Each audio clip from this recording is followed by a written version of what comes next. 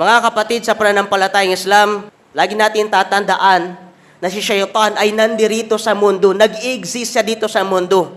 Na ang purpose ni Shaitan kung bakit siya nabubuhay dito sa mundo ay upang udyukin ang isang mananampalataya, hadlangan ang isang mananampalataya sa lahat ng mga kabutihan at pagsamba kay Allah subhanahu wa ta'ala na kanyang gagawin.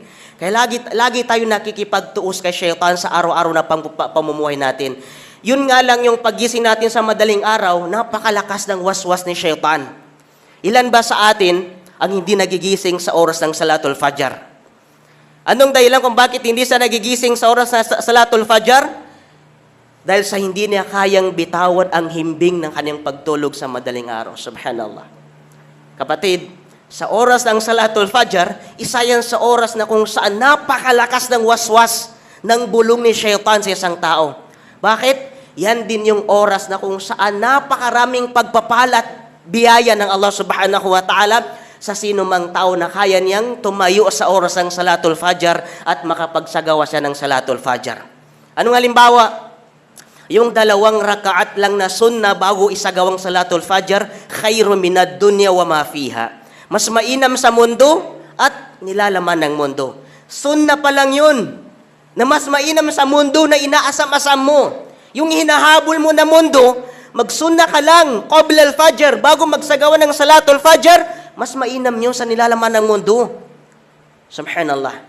Kaya yan din yung oras na kung saan si Shaitan ay hindi siya tumitigil sa mga alipin ng Allah subhanahu wa ta'ala upang iwaswas, bulungan ang mga tao na natutulog para hindi sila gumising at hindi nila may sagawa ang pagsasagawa ng Salatul Fajr. Subhanallah. Ilayunawa tayo ng Allah subhanahu wa ta'ala doon sa mga tao na yon na hinahayaan lamang nila si Shaitan na bulungin sila at maging dahilan na maging tuloy-tuloy ang kanilang pagtulog sa madaling araw at nakalimutan nilang itayo ang pagsasagawa ng Salatul Fajr. Kasi alam natin mga kapatid, ang katotohanan, maraming mga tao na aktibo sila sa ibang pagsasala. Nagsasala tuwing Friday, nagsasala ng Duhur, Asar, Maghrib, Salatul Isha, pero pagdating sa Salatul Fajr, subhanallah, nakakalimutan natin.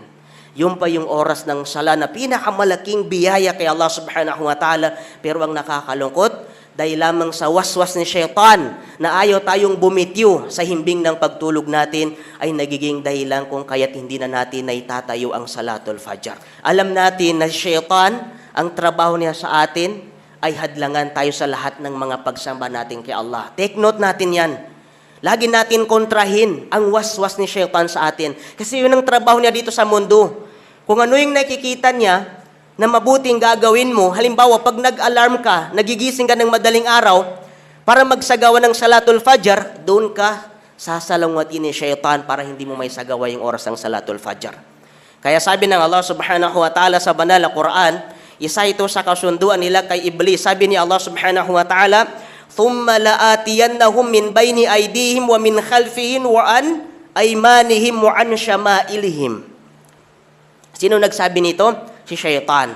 Sabi niya, at pagkatapos sabi niya, ay pupunta ako sa kanilang mga harapan, sa kanilang likuran, sa kanilang kanan, sa kanilang kaliwa. Wala tayong pupuntahan eh. Paharap, patalikod, pakanan, pakaliwa, lahat ng mga space na yan, ay pwedeng puntahan ni Shaitan para lang mapigilan tayo sa anumang nanaisin natin na gawing kabutihan o pagsamba kay Allah subhanahu wa ta'ala.